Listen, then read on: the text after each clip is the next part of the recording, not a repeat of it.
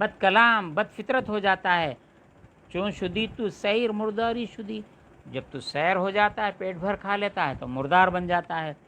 بے خبر چون نقش دیواری شدی، جیسا دیوار پہ اگر کوئی انسان کا نقش بنا دیا جائے تو اس کو احساس کی کیا احساس ہو سکتا ہے؟ خوشی و غم ہو سکتا ہے؟ نہیں، اور اس کو کسی چیز کی خبر ہو سکتی ہے؟ تو انسان ہونے کے باوجود بے خبر بن جاتا ہے۔ پس دمی مردار دیگر دم سگی، کبھی تو مردار بن جاتا ہے، کبھی تو کتا بن جاتا ہے۔ چون کنی در راہ شیراں خوشتگی، جب تو کس طرح شیروں کی طرح بھاگنے والا ہوگا، دوڑنے والا ہوگا، شکار کرنے والا ہوگا۔ یہ فرماتے آلت اشکار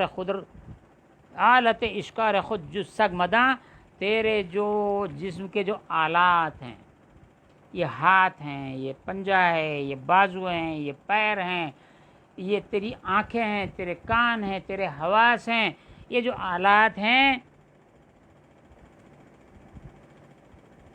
اس کو کتے کے سوا کچھ مت سمجھ۔ کیوں؟ یہ شکار کرنے کے لیے انسان کے آلات شکار ہیں۔ شکار کوئی جانور کرتا ہے تو اپنے جس کو چیز کو شکار کرنا ہے اس کو دیکھتا ہے، اس کی حرکات و سکنات پہ نظر رکھتا ہے، اس کی آواز پہ نظر رکھتا ہے اور دوڑتا ہے، اپنے پنجوں سے پکڑتا ہے۔ اسی طریقے سے اللہ رب العزت نے انسانوں کے سامنے جو شے، ایک تو یہ ہے کہ یہ جو اعضاء بنائے ہیں، فرمایا کہ اللہ نے تمہارے کمائی کے راستے بنا دیے ہیں، ان پر چلو اور کماؤ، کسب کرو۔ فمشو فی مناکبہا، ان پر چلو اور کماؤ۔ تو یہ تو کمانے کھانے کی بات ہو گئی۔ ان میں سے حلال کماؤ، حرام کو چھوڑ دو۔ حلال کما کر دولت لائے ہو، پیسہ لائے ہو، اس سے حلال چیزیں خرید کے کھاؤ، حرام مت کھاؤ۔ تو یہ اشیاء ہیں۔ اب میں دوسری طرف چلتا ہوں، اس کی اڑان میں بھرتا ہوں اس شعر کی۔ اچھا، فرماتے ہیں کم ترک انداز سگرا استخواں، اور کتے کے سامنے ہڈی کم ڈالو، اس کو غذا کم دو۔ جان کے سک چون سیر شد سرکش شود، جب کتا سیر ہو جاتا ہے، پیٹ بھر کھا لیتا ہے تو سرکش ہو جاتا ہے، نہیں مانتا ہے۔ کئی سوئے سیدو شکاری خوش دود، اور وہ اپنے شکار کی طرف، شکار کو پکڑنے کے لیے کب دوڑے گا۔ تو اب یہاں پر ایک مسئلہ میں سمجھایا تھا اس سے پہلے، پھر سے سمجھا دیتا ہوں اور بات کو ختم کرنے کی طرف آتا ہوں۔ بالکل وقت ہو رہا ہے، گھنٹہ ہمارا، کہ جو کتا ہوتا ہے، کتے کا شکار حرام ہے، کتا کسی جانور کا شکار کرے حرام ہے، لیکن ایسا کتا جس کو اس کے مالک نے تربیت دے دی ہو، شکاری کتا، تربیت یافتہ کتا، کلب معلم، اگر یہ ہرن کے پیچھے چھوڑا گیا، خرگوش کے پیچھے چھوڑا گیا، یا اور کسی اور ایسے حلال جانور کے شکار کے لیے چھوڑا گیا، یہ اگر شکار کر کے لائے تو یہ حلال ہے۔ اس کی بات یہ بھی بتلائی گئی ہے کہ یہ جو کتا ہے ٹرینڈ کب ہوتا ہے، کب مانا جائے گا؟ جب آپ نے خرگوش کے پیچھے آپ کتے کو چھوڑ دیے اور کتا بھاگنے لگا، خرگوش بھی بھاگ رہا، لیکن مالک نے اس کو پلٹا کے بلا لیا، نہیں ادھر آ جاؤ، تو اس کو بھی گوشت پسندیدہ ہے کتے کو، لیکن وہ چھوڑ کے مالک کی طرف پلٹ کے آ جائے۔ تو یہ جو مالک ہے، ہمارا جو مالک ہے، مالک الملک لا شریک لہ، اللہ ہے۔ جب مولانا نے ہمارے ان آلات شکار، ہمارے جسم کو آلات شکار کہا ہے، تو تمام دنیا گویا معاذ اللہ ہم کیا کہیں، ہم سمجھائیں، مولانا بول رہے ہیں، ہم بھی سمجھا رہے ہیں، گویا سب کتوں کی صفت ہے ان میں، کہ شکار کرتے ہیں کھاتے ہیں، شکار کرتے ہیں کھاتے ہیں۔ تو ان کتوں کو ٹرینڈ کرنے کے لیے بہت نازک ہے، میں ڈر رہا ہوں بات کو سمجھانے کے لیے، کہ میں خود نہ پھنس جاؤں اس میں اور کوئی مجھے اس بات کو پکڑ نہ لے۔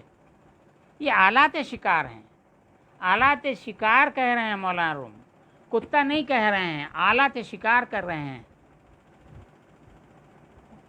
امام غزالی نے اور تمام بزرگوں نے، مولانا روم نے اور تمام اولیاء اللہ نے یہ فرمایا ہے کہ انسان کے اندر جو صفات ہیں وہ ملکوتی صفات ہیں، فرشتوں کی صفات ہیں، وہ اس میں شیاطین کی صفت ہے ان کے اندر، ان میں درندوں کی صفت ہے، چیر پھاڑ کرنے والے جانوروں کی صفت ہے، ان میں چرندوں کی چرنے والوں کی، بہائم کی، کیڑے مکوڑوں کی صفات ہیں۔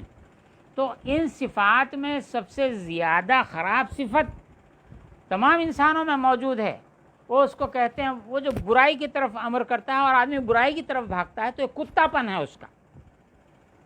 انسان ہونے کے باوجود، اشرف المخلوق ہونے کے باوجود، اس میں جو کتا پن ہے، جو درندگی کی صفت ہے، درندگی کو صفت کو دور کر کے ملکوتی صفت پیدا کرنے کے لیے، چونکہ اس کی اصل ملکوتی ہے، حضور صلی اللہ علیہ وسلم نے تمام انسانوں کو جو تربیت دی ہے، وہ تربیت ملکوتی صفات کے پیدا کرنے کے لیے ہے۔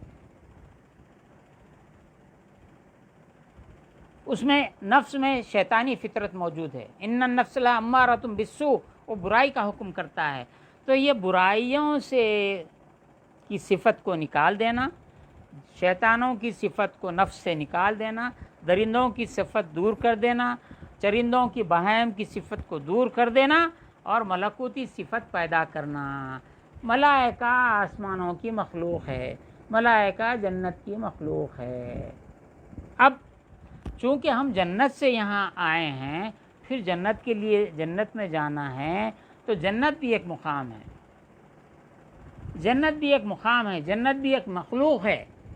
تو آپ اس زمین کے اندر، جو زمین امین ہے، یہ جو انسان ہے اس کا دل امین ہے، اللہ نے اس نے امانت رکھی ہے، اس نے امانت اٹھائی ہے، امانت کا بیج اس میں بویا ہے، تو جن کے سینوں میں امانت کا بیج ہے، ان کے سینوں سے وہی امانت کا درخت اگے گا اور وہی پھل دے گا۔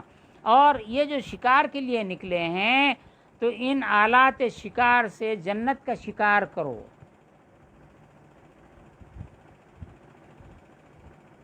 جنت کی طرف پہنچو، جنت بھی ایک مخلوق ہے، اس مخلوق کو شکار کرو۔ اگر یہی کتوں کی صفت اس میں باقی رہی، درندوں کی صفت اس میں باقی رہی، تو اللہ رب العزت نے رکھا ہی ہے اس کے اندر فطرت۔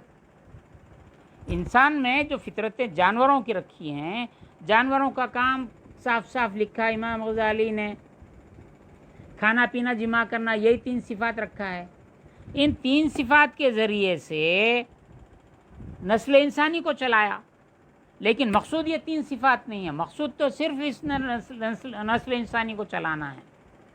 اب یہاں پر میں بات ختم کرتا ہوں، بہت اچھا ٹرن آ گیا ہے، میں بات سمجھا دیتا ہوں۔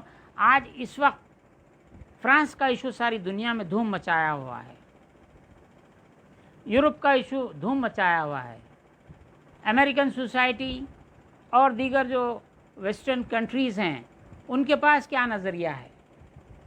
ان کے پاس کیا فیملی کا کوئی نظریہ ہے؟ حلال عورت کا کوئی نظریہ ہے؟ حلال مرد کا کوئی نظریہ ہے؟ نہیں ہے۔